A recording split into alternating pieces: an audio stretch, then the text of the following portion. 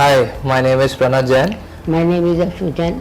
मैं लुधियाना से आया हूँ। माय एज इज़ 23 और ये मेरे मदर हैं। मेरे मॉम को एक्चुअली प्रॉब्लम हो गई थी। She fell down from stairs and इनके नी में काफ़ी ज़्यादा पेन रहने लग गई थी। उस वजह से हमने लुधियाना में 2-3 डॉक्टर से कंसल्ट किया, बट उस टाइम पे मेरे को इतनी कोई सेटिस्फैक्शन नहीं मिली। देवर लाइक कि go for medicine and all, but दर्द बहुत ज़्यादा रह रही थी इनके। तो हम चंडीगढ़ आए हीलिंग हॉस्पिटल में। मेरे ताई मम्मा हीलिंग हॉस्पिटल चंडीगढ़ में एडमिट थे, तो उन्होंने हमें रिकमेंड किया कि यहाँ पे डॉक्टर हैं, डॉक्टर TS गिल, एक बार आप उनको दिखाइए तो आपको काफ़ी अच्छी सलाह देंगे वो।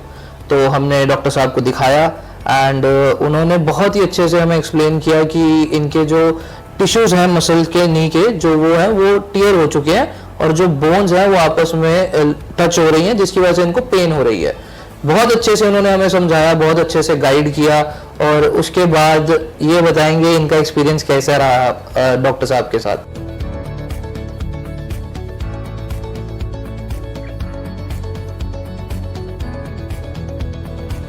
मेरा डॉक्टर साहब के साथ अच्छा एक्सपीरियंस रहा। उन्होंने जब समझाया, मुझे समझ आया कि मतलब मेरे चलने से और प्रॉब्लम बढ़ सकती है। मेरी एक लेग भी टेढ़ी हो रही थी, जो उन्होंने कहा कि अगर अभी ऑपरेशन हो जाता है तो आप ठीक हो जाओगे, वरना दूसरी नी पर भी आपका जोर पड़ेगा। तो उससे मैंने अपने आप को मन को बनाया कि मैं ऑपरेट करवा ही लूँ, क्योंकि पहले मेरा मन ऑपरेट करवाने का बिल्कुल नहीं था। उसके बाद मैं एक बार फिर स्लिप हो गई, जिसकी वजह से मुझे फिर अंदर से उसी लेग के ऊपर लगने के कारण, नी के ऊपर लगने के कारण ज़्यादा तकलीफ हो गई। फिर मैंने TS गिल के साथ ऑपरेट किया मेरे बेटे ने, और कंसल्ट किया, तो फिर हम यहाँ ऑपरेट के लिए आ गए।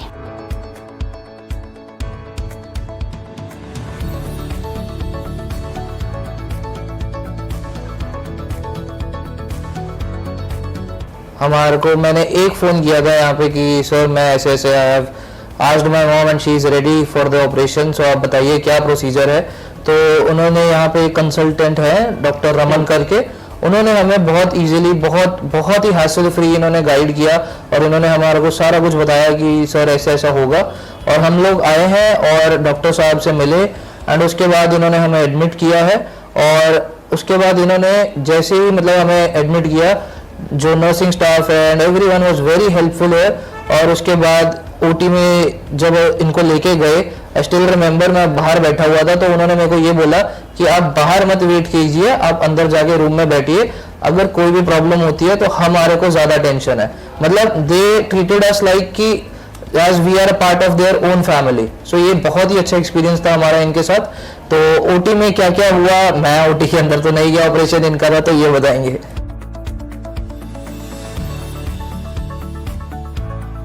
OT के अंदर मुझे सारे स्टाफ ने हर पल पल पूछते रहे कि आपकी तबीयत ठीक है, और मुझे कवर करते रहे।